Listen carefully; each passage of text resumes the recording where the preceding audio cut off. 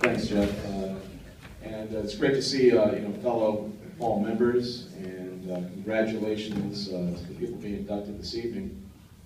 Jeff and I were graduating from Southern Connecticut when you guys won the championship, and I showed up at Immaculate a few months later when Bob Groen hired me for some ungodly reason. Congratulations. I got a chance to meet most of you guys at one point or another afterwards, and it's a great, great thing. Coach, congratulations as well. Charlie Zarcone, like I said, I knew pretty much the second day I got into the building, and I've succeeded him a couple of times well and a couple of times not so well as golf coach. So, but it's again, congratulations, Charlie. It's wonderful. For both Joey Rios and Joe Moan, I was teaching, coached Joey, and you're talking about basketball and baseball, and you know damn well, son, if you had played football, you would have been just as good at that, but you refused to. So, but it was certainly great, great seeing you guys. I had the pleasure. This thing's getting crazy. I had the pleasure of being the head coach for softball for many, many years here at the school. And back quite a while ago, this young girl transferred into our school as a sophomore. I had a chance to watch her play both field hockey and basketball. I had her in class as well. And I approached her one day and I said, well, Cicely, I think you should really play softball. And she goes, well, I never really played much. I said, you're going to play softball. And all her girlfriends were on the team, which incidentally, during that particular time in the history of not only the school, but also the league, it was arguably the most talented pile of female athletes, not only, again, like I said, our school, but the entire area I've ever seen. There were D1 players all over the place. Any sport you pick, from basketball to checkers was incredible. I mean, just incredible athletes. Cicely stood out. She was just a raw athlete. And I remember we went down, she was an outfielder for me. The first ball that was hit to her, I remember it like it was yesterday. A girl from St. Joe's hits a rocket to the gap. She took off, and I said, okay, here we go. And I said, we're going to be down 4-zip before we even get off the bus. She went totally, horizontal, caught it, jumped up, threw the ball in like she just fell out of bed.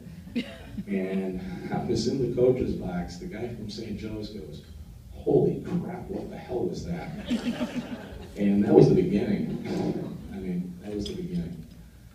She just did incredible stuff for us. For a kid who had never played basically organized softball, she went on to get all league and all state. One of the finest things I had was driving her up to Southington for her picture. And she was sitting with, I looked at the picture the other day, there was like a dozen and a half girls who made that team. I think something like 8 of them have D1 careers. Now you may say, well, whatever happened to Cicely?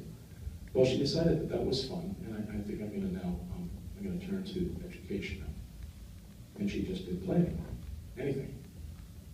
Right now she happens to be a very, very famous, highly acknowledged doctor in oncology research and education.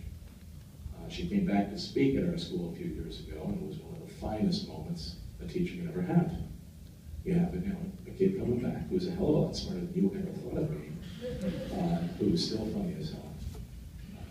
Just absolutely, girls, I remember particularly, were just flabbergasted.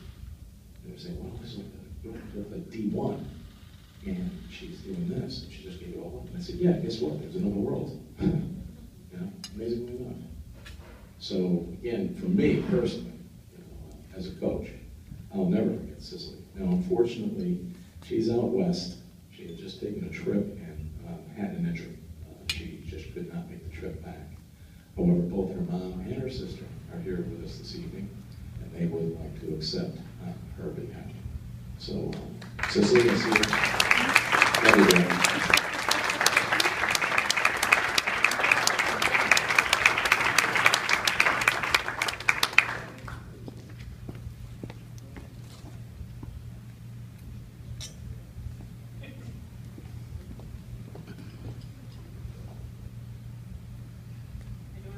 stand up in front of a group of people, but this has to be one of the most moving evenings of my life.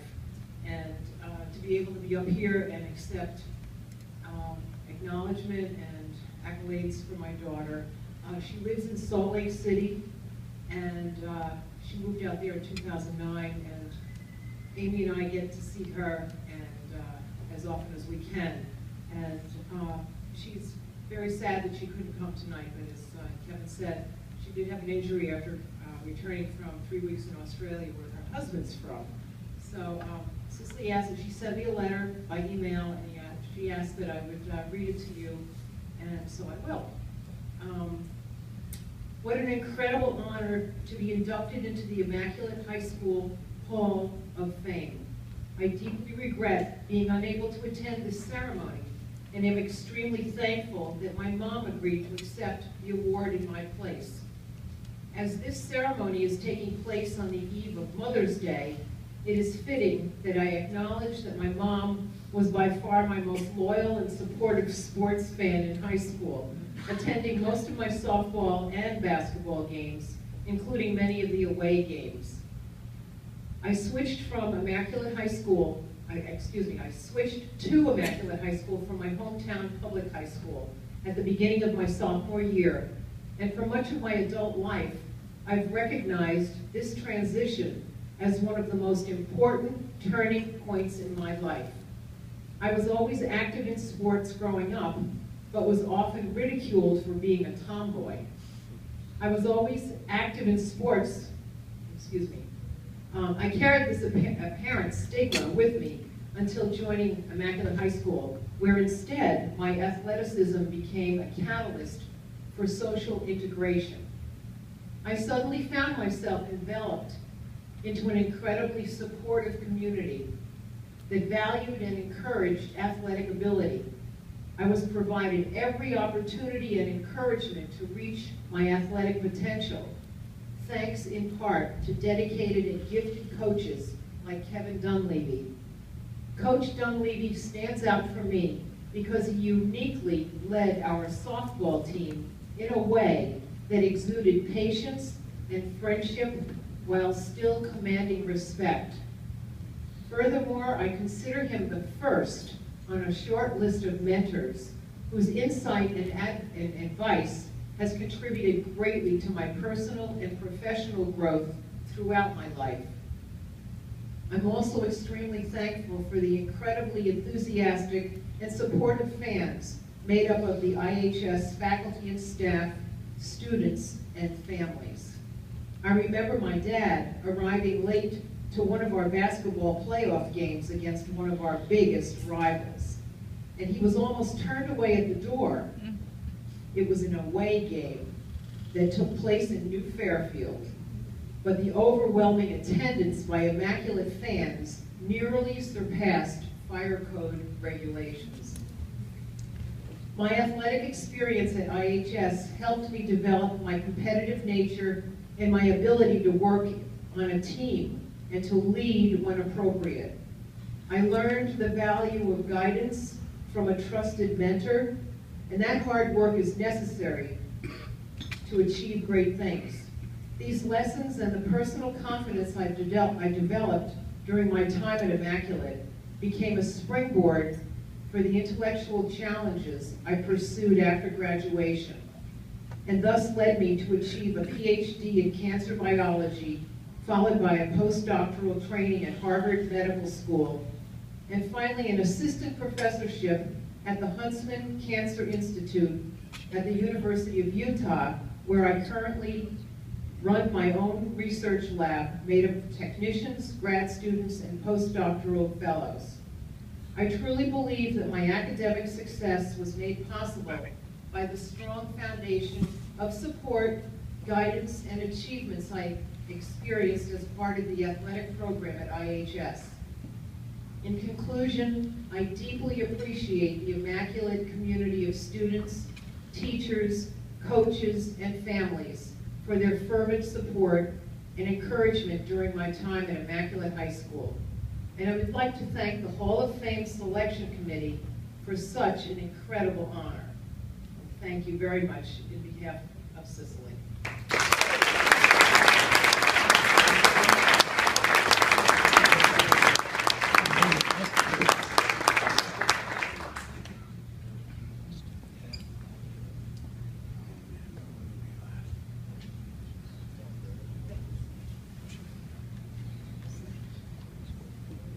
She was that Charles.